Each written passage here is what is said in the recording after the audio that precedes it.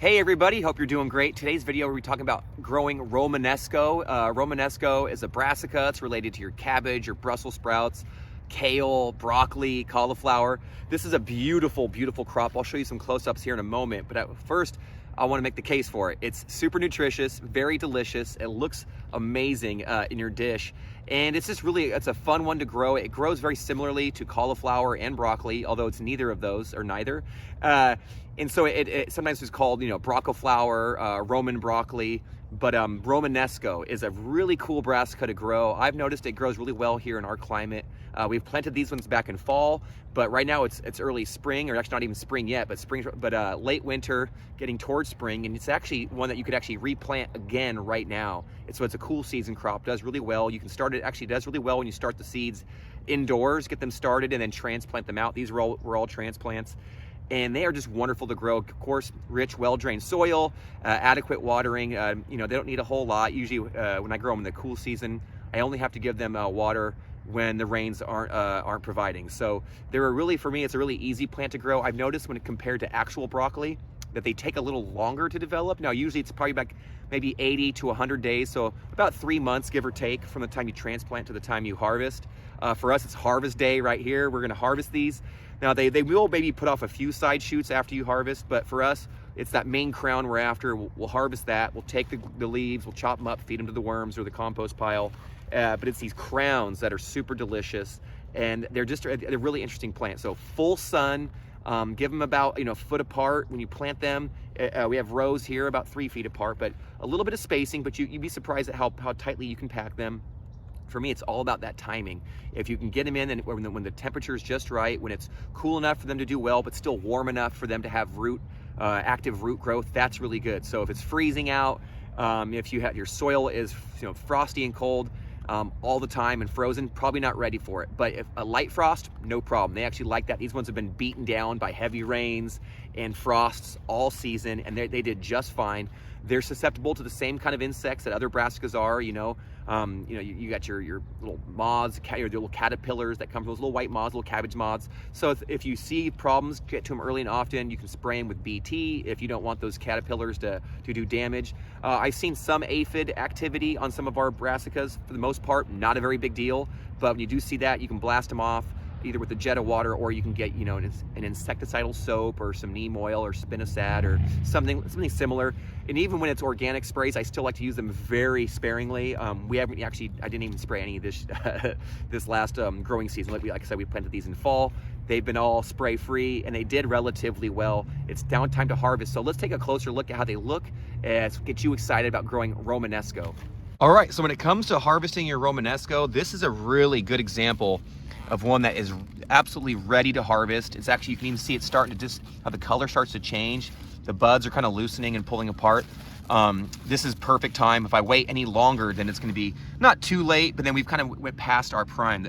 What it is these fractals. Look at those beautiful fractals in there. Sometimes they even call this the fractal broccoli. They're beautiful, and these spirals, when they first develop, they're nice and tightly clustered, and you can see that the color starts to change a little bit. So this is one that I would harvest today. To give you an example of one that I probably should have harvested earlier, you'll see them kind of start to bloom a little bit, and the buds kind of open up a little bit. And this is a good example. So last week, this one looked like the one I just showed you, where it was mostly brightly green. Now they're starting to swell up a little bit. So for us, this is time to harvest. It's still delicious, not a problem. Here's a close-up of as you can see how they kind of look, almost very similar to broccoli in a way, and delicious. Actually, the flavor is really good. So if you have folks in your family that don't like broccoli, give them a shot at this, because they might actually like it. Here's a good example right here of one that's kind of hidden. So you can see down in there, oh yeah. So nice, and if I touch it, it's really firm to the touch. And so this one this is probably the earlier time when you could harvest. So you could harvest right now, no problem. If you let it go a little longer, it's gonna look like the other one I just showed you. And it's just like the other crops. Just get in there with a sharp knife or your tool, little pruners, cut them out, and it's gonna be a great little thing. Let me do that right now. I got my pruners right here. So any of those leaves that are in your way, you can chop them out. Oftentimes the leaves and stems are still edible, so if you want to incorporate that into your meals, go for it. If not, it's a really good chicken feed and compost for your worms and whatnot. So there you go. I've still got some leaves on there. Let's get some sunshine on that bad boy. But look how beautiful that is. Like I said, it's super nutritious, really easy to grow, very similar. If you can grow broccoli, you can grow Romanesco. If you've got cool weather where you live, you can grow this. So for us, we grow it here. You know, we started in the fall, go through the winter. You could even grow it again in spring, but by the time summer hits for us, temperatures are 90s, 100. It's just too much for these plants. But if you live somewhere, it's maybe a little cooler, whether you're up in the foothills or along the coast, you may even be able to actually grow this, you know, throughout the like spring and summer a little bit and into fall, because your temperatures might be a little bit more cool. And so if you have cooler temps, you can grow it, you know, later in the season. But for us, a great cool season crop. So delicious. Love those fractals. That's Romanesco. I highly recommend it. Give it a shot. You know, look it up. Humans have been growing this, you know, dating back to what, like 1600s or better, or maybe 16th century, one of those. It's been 500-600 years of us growing it and cultivating it. So it's pretty cool. It's great. It's a it's really interesting in dishes. So if you like to, you know, have an exciting plate where things just not only taste good, but look cool.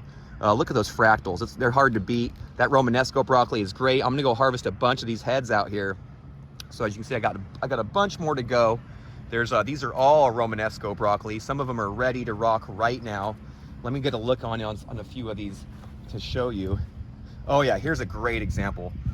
One right here. Look at that. Oh my gosh, beautiful, beautiful, beautiful. So that one we can cut out today. And this is actually a perfect time. You can see these fractals starting to swell a little bit and spread out a little bit, and gets that little color to their cheeks. But that one's ready, and that's gonna be a beautiful, beautiful head, or crown. Let me get that light in there so you can see it. But they're just gorgeous, and they're, like I said, maybe a foot apart. We have them in rows about 3 feet apart, but you could actually probably pack them a little tighter. You can grow these in containers. So just make sure you have enough, you know, deep, wide container with some good soil in there, good potting mix. We keep them fed up with tons of nutrition, bone meal, feather meal, kelp meal, all the meals. You know, you probably heard me say that once or twice, but feed that soil, let the soil feed the plant, and you're gonna be off and running. Like I mentioned, the pests can be a problem, given if you've had a problem before in the past, but honestly, they've shown pretty good resilience. And if you get to those pests early and often, they're not so bad.